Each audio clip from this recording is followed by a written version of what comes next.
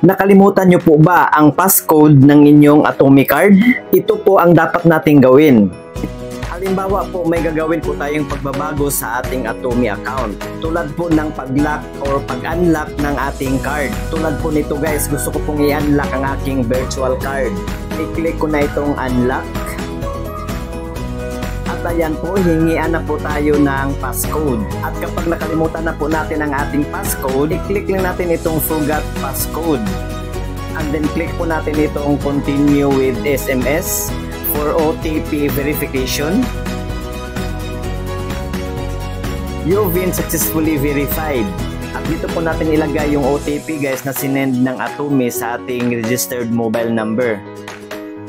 And then ilagay po natin ang ating date of birth. And then click po natin itong confirm. Dito na po tayo gagawa ulit ng ating passcode. 6 digits po yan.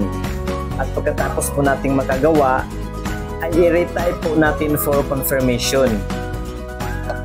At ayan po, pwede na po natin i-enter ang ating bagong passcode na ginawa. So ganun lang po guys, don't forget to like and share this video and subscribe my YouTube channel for more tutorial videos. Thank you for watching. God bless us all. Goodbye.